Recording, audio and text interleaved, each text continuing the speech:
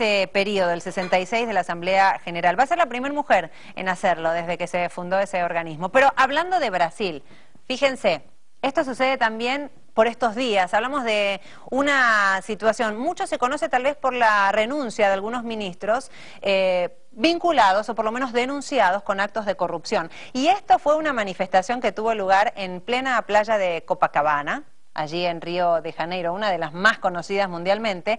Clavaron esas escobas representando a cada uno de los representantes, los miembros del Congreso. Hicieron un llamado. El Congreso tiene que apoyar esa lucha contra la corrupción. Y hay dos visiones bien claras. Por un lado, se quiere mostrar a un gobierno de Dilma Rousseff plagado y lleno de corrupción, y por eso incluso algunos ministros tuvieron que renunciar. Pero hay otra visión. ¿Se trata de un gobierno plagado de corrupción o, por el contrario, la presidenta Dilma Rousseff se anima a abrir una lucha contra la corrupción, caiga quien caiga? Ese es el tema que vamos a tratar hoy en nuestra agenda abierta y queremos entender algunos aspectos. Son 4 los ministros que tuvieron que renunciar por estas investigaciones relacionadas con actos de corrupción. Vamos a detallar algunos de ellos, pero ese va a ser el tema central aquí en nuestra agenda abierta y vamos a comenzar, por supuesto, con nuestro entrevistado. Muchos puntos para compartir con ustedes.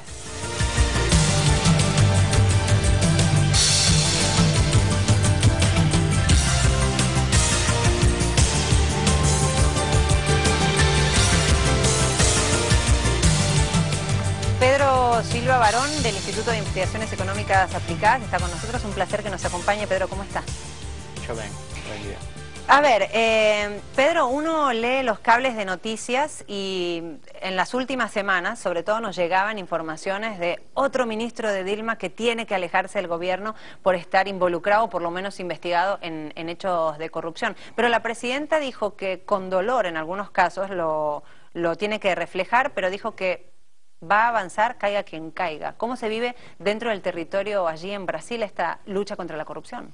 No, la lucha contra la corrupción es una lucha histórica en Brasil que ha avanzado bastante en el gobierno anterior, en el gobierno Lula. Muchas de las cosas que están apareciendo ahora son reflejos del fortalecimiento de los instrumentos de control del Estado. La Contraloría General de la Unión de Brasil ha sido bastante fortalecida, la Policía Federal tremendamente fortalecida. En el gobierno de Cardoso, la Policía Federal realizó 40 operaciones nacionales, en el gobierno Lula fueron 1000, y esto, 1000 en los 8 años, y esto avanza bastante. En el gobierno Lula, por casos de corrupción, fueron presas más de 15.000 personas, más de 1.000 funcionarios públicos. Es una cosa que siempre existe, es difícil mensurar si es más hoy que ayer, pero posiblemente hoy es menos corrupto, pero se aparece más porque hay más control y más combate, y la presidenta Dilma reforzó esto, y la relación que ella ha tenido con los casos aparentes de corrupción, muchos de ellos divulgados por el propio Estado, la reacción contundente de la presidenta refuerza esta imagen de que el gobierno quiere combatir la corrupción en Brasil.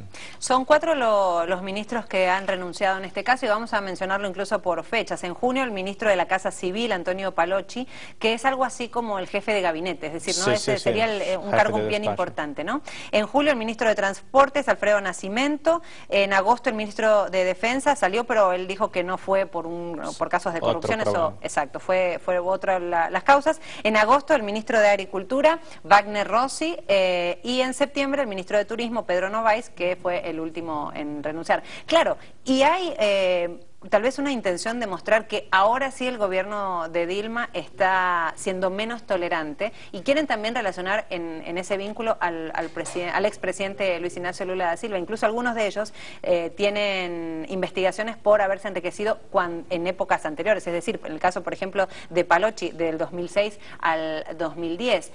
La lucha, como ustedes bien nos dicen, no es nueva. ¿Hay menos tolerancia? ¿Hay algún cambio o simplemente es el devenir de este avance de las instituciones? No, hay algunas cuestiones que son estructurales, ¿no? El financiamiento predominantemente privado de la campaña electoral es un problema, porque el político electo se queda posiblemente comprometido con sus financiadores.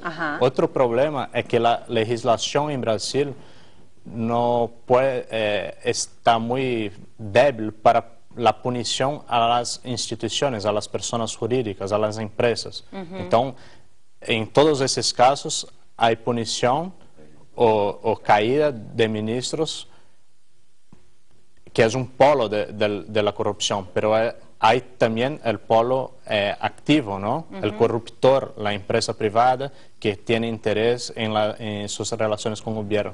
La punición a estas empresas aún es muy difícil porque la legislación penal en Brasil no tiene una tipificación, un tipo de crimen específico para eso, ¿no? Y se está avanzando en el Congreso, por eso la manifestación pidiendo, solicitando para que el Congreso Nacional apoye la lucha contra la corrupción, la lucha llevada a cabo por la presidencia. Que legislen para que también se pueda castigar al que está involucrado también en esos hechos de corrupción. Sí, no solamente al funcionario público, pero al privado, que muchas veces es quien empieza la dinámica de la corrupción, ¿no?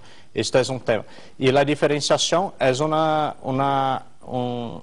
la presidenta Dilma está acentuando un proceso que fue iniciado al gobierno Lula de fortalecimiento de las instituciones, incluso en el gobierno Lula igualmente se cayeron ministros por este tema. El gobierno Lula igualmente fue intolerante, es que ahora en un corto plazo de tiempo fueron 4 ministros salieron del gobierno, ¿no? En muy poco tiempo. En relativamente poco tiempo, pero es una expresión de la firmeza de la presidenta Dilma en el tratamiento de este tema.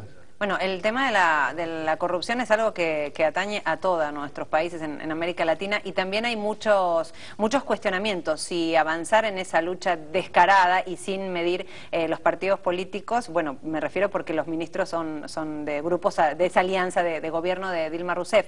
Pero quiero preguntarle en el próximo segmento, Pedro, si esto le ha dado puntos a favor de la mandataria o si por el contrario ese manto de lucha contra la corrupción pudo haber perjudicado a la imagen. Vamos a hacer una breve pausa en nuestra agenda abierta, no se aparte, ya venimos con más.